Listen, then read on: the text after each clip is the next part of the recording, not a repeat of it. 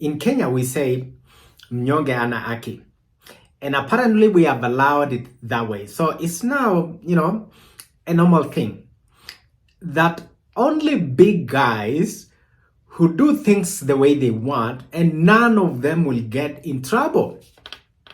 The reason as to why I'm saying this is because I followed the tribunal yesterday, or if you may call it, and I have one big question that goes to public prosecutor.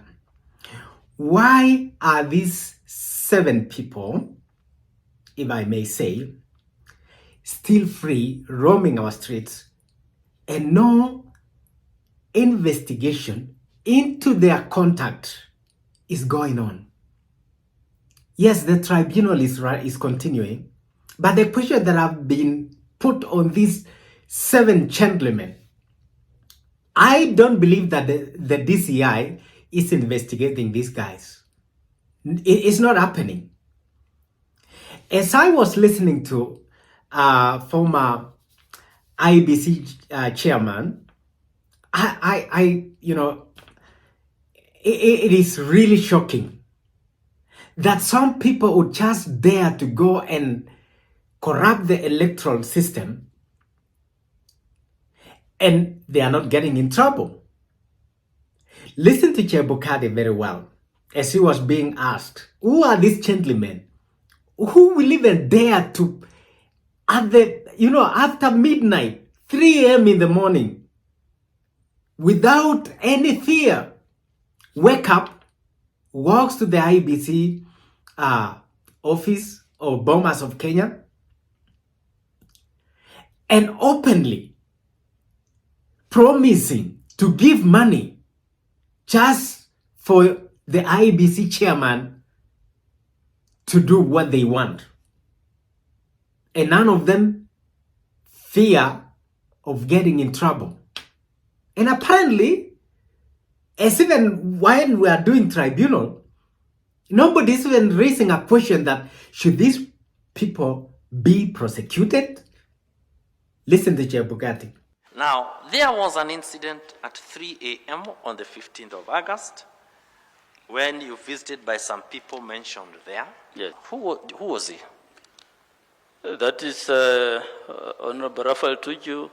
He was at that point in time a cabinet secretary in the previous government, and he came there on behalf of the Azimio party. All right, so Yes. this is somebody from the Azimio camp. There was a senator also. Yes, Senator Amos Wako, former Attorney General, was also in the group, All right. among the 3 people. Okay, the third person? The third person is Advocate Kialo Mbobu. Just imagine they walked in uninvited.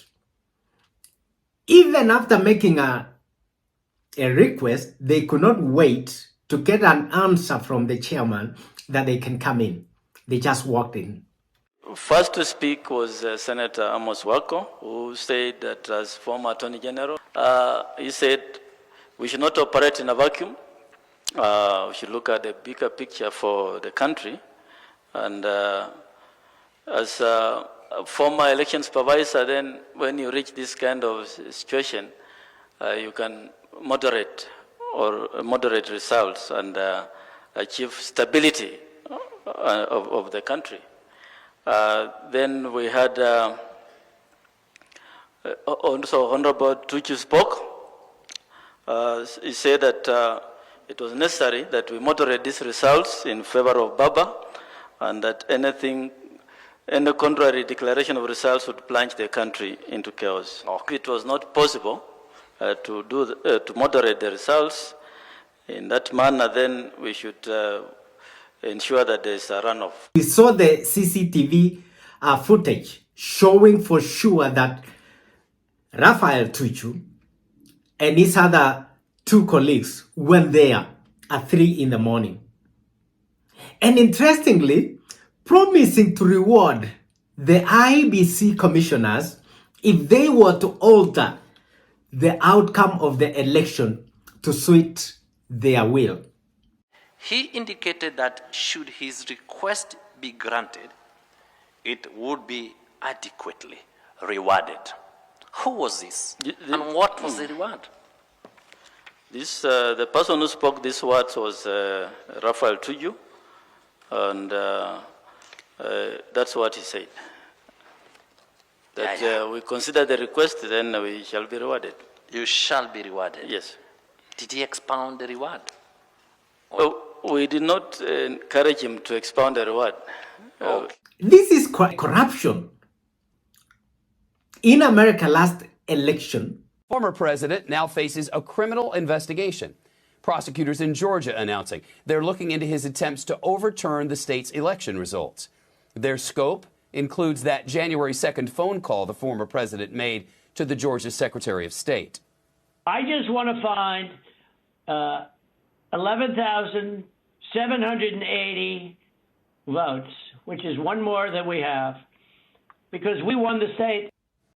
do you know this has been a very serious issue in America, that even the investigation and prosecution has been ongoing in the state of Georgia about the phone call only that Trump called the state of Georgia. In Kenya, we have people actually walking straight to the chairman's office, asking the chairman to moderate the votes to sway the other side, and promising an incentive, which is corruption. And apparently, they are not getting prosecuted. They are not even being investigated. And that is why my argument is that these people lied. They are still serving, or some are still benefiting from the taxpayers' money, and they lied. And apparently, none of them has been prosecuted. I have a last and final question to the public prosecutor, and apparently with the current Attorney General. You have to tell the Kenyan people, if the chairman of IEBC lied under oath,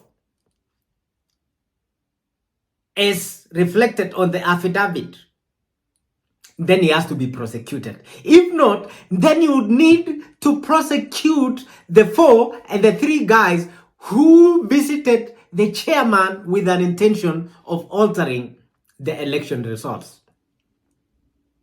Unless we want all of us to admit that the justice system in Kenya is failed. And we don't even tell us that there is a rule of law in Kenya. If other people can get away with things, then let every Kenyan get away with anything. Because you can't prosecute other people and let other people do whatever they want. And if Tuju and his company and the Attorney General and his company will get away with whatever they were doing, then anybody can do the same thing, even in the next election, without getting in trouble. But if people will be prosecuted, then we are sure that we are guarding our system, and nobody will dare do the same thing again. Tuju and his friends must be prosecuted. And if the findings will show that the chairman lied under oath, then he should be prosecuted. But there has to be a truth. You can tell us we can find the truth when there is already evidence that something occurred. We want a country that people respect the laws. And the only way this can happen is by prosecuting people who violate the laws, and equally. And nobody should be treated different than the other.